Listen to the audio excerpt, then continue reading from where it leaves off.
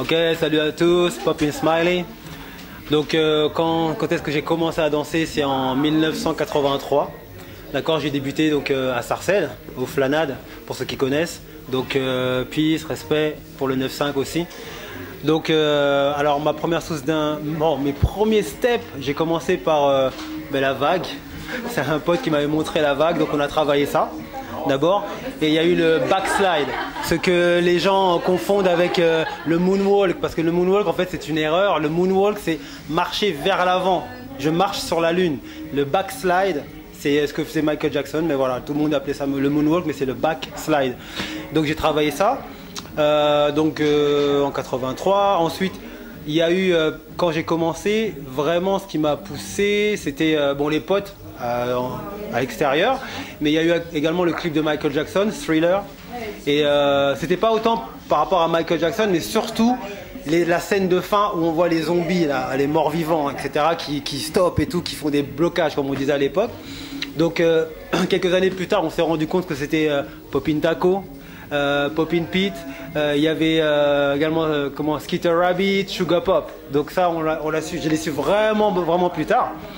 Et bien sûr, il y a eu en 84 Break Street 84, donc Breaking avec Shabadoo. Il y avait donc Boogaloo Shrimp, Poppin Pete, Poppin Taco dedans, Anna Sanchez, donc Lollipop. Et c'était vraiment l'explosion. Et là, je me suis dit, purée, je veux danser comme ça. Je veux vraiment danser comme ça. Donc, je me suis entraîné, j'ai pas lâché. Donc, qu'est-ce que je peux rajouter?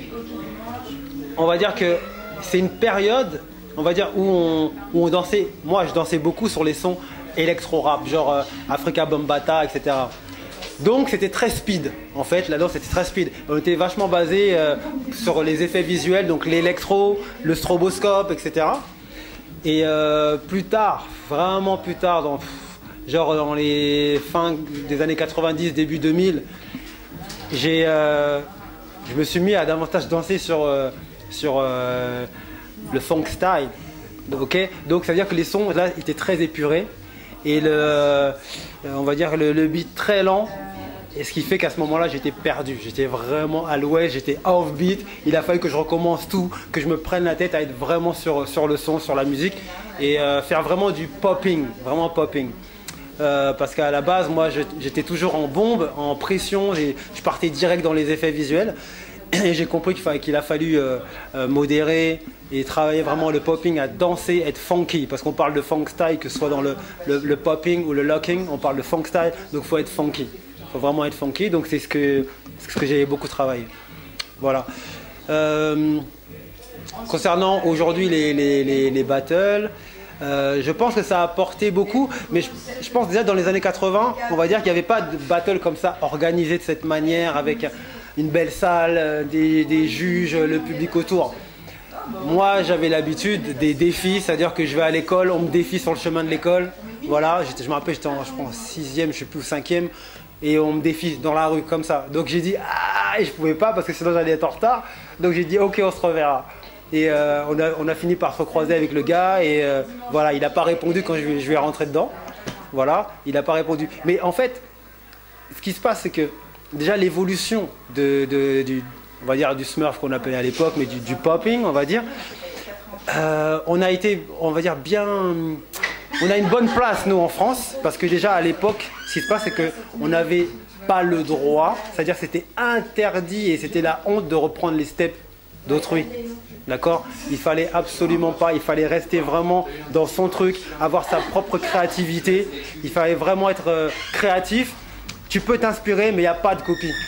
Voilà. Et c'est plus tard que lorsque Electric Boogaloo sont venus en France et ont commencé à donner des cours, des stages. Moi j'ai pris un stage en 98, donc il y avait Skeeter Rabbit, paix à son âme.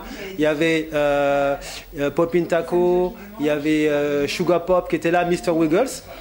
Et donc c'est là la première fois que j'ai appris vraiment le Fresno, etc. Et j'étais complètement perdu. Justement, c'est cette période-là où je me dis, oh, le rythme il est beaucoup plus lent et oh là là, c'est chaud. Donc, mais à un moment donné, je trouvais que la plupart des danseurs que moi j'avais connus, les potes comme Sally Sly, Stiga et autres, on va dire que c'est comme si tout le monde se ressemblait alors qu'ils avaient leur identité propre.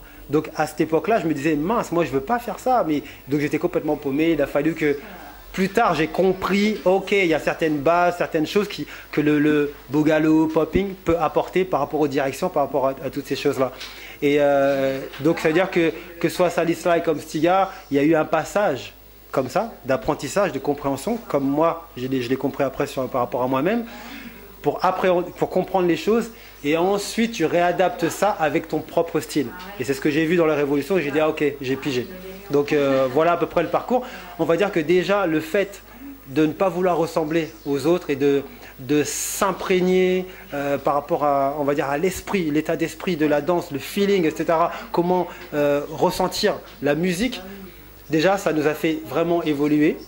Et donc voilà, et chacun garde son identité propre. Donc automatiquement, hop, le niveau a monté vraiment énormément en France. Donc après le battle en lui-même, bon, bien sûr que ça apporte toujours, de toute façon. Ça fait du bien parce que tout ce que tu as bossé pendant un an, pendant je sais pas combien de temps, vas-y, tu te mets en danger et tu vas face à un public autour et face à des jurys. Donc ça apporte toujours, mais en même temps ce que je veux dire c'est que ça veut rien dire. C'est pas parce que tu passes pas un battle que tu n'es pas un danseur ou blablabla, etc. Et ce qui va être important, ce que je peux dire, ce que je répète moi à mes élèves, c'est qu'il ne faut absolument pas penser au public, penser au jury, penser à la personne en face. Il faut penser d'abord à soi, tu dois toujours être meilleur que toi-même. C'est ça qui est important, c'est avoir l'esprit samouraï, le ninja, l'esprit samouraï. C'est-à-dire que tu dois être meilleur que toi-même constamment. Le reste, tu t'en fiches. Et quand tu penses comme ça, je pense que tu es davantage libre. D'accord, tu as plus de liberté, c'est comme si tu te retrouves, je sais pas, dans ta cuisine, dans ta chambre, en train de danser, en train de faire tes délires. C'est ça qui est important. Donc voilà en gros. Donc, bon, moi je prends plus de plaisir. On va dire, je prends du plaisir franchement quand par exemple on m'appelle pour aller juger un battle, comme dernièrement le Funkin' Style ou différents battles que j'ai pu juger. Parce que je vois comment la jeune génération se met à fond et voilà, ils sont à fond dans le délire. Et moi, je prends beaucoup de plaisir là. Je prends beaucoup de plaisir dans mes cours quand je transmets aux jeunes, que tu aies 5 ans ou les adultes, voilà, ou ados. J'aime beaucoup transmettre, donc je prends beaucoup de plaisir à ce moment-là parce que je ne considère jamais, on va dire, les élèves, quel que soit l'âge, je les mets, on va dire, je les rehausse à mon niveau. Je ne fais pas parce que tu as 5 ans, je vais faire des petites chorégraphies vite fait, tu tapes dans les mains un petit tour et puis tu t'en vas. Non, non. Je t'apprends ce que j'ai appris moi, certaines bases que je connais, donc les vraies choses, et pas les trucs à moitié, trucs mythos, etc. Donc voilà, ça c'est clair. Donc je donne justement les cours, moi, là, bon, juste debout school. Donc merci à Bruce qui me fait confiance, ça fait 3 ans depuis que l'école a ouvert. Donc les cours open comme les cours de la formation professionnelle. Donc paix, respect à tous les élèves. Je donne des cours également donc à Villeneuve-la-Garenne.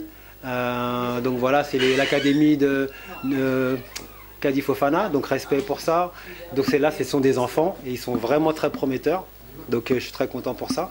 Et donc voilà, après les projets à venir, bon, il y a certains stages que je vais faire bientôt, mais c'est à l'étranger. Donc ça, on en reparlera. Et donc voilà, sinon il y a des cours que je donne de temps en temps aussi à Cachan, le dimanche. J'ai appelé cet atelier Popper in Training parce que on est des poppers et on doit continuer à s'entraîner, on ne s'arrête jamais. Donc moi le premier. Et voilà, il faut continuer comme ça.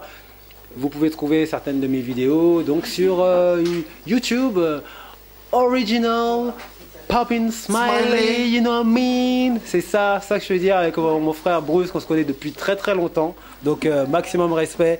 Merci beaucoup, comme je disais, qui m'a fait confiance depuis 3 ans. Je suis là, on est ensemble, on fait les choses et je lâche pas. On lâche rien. Il a été là dans le creux de la vague, il sera là dans le haut de la vague. Voilà. Smiley represent. Merci beaucoup.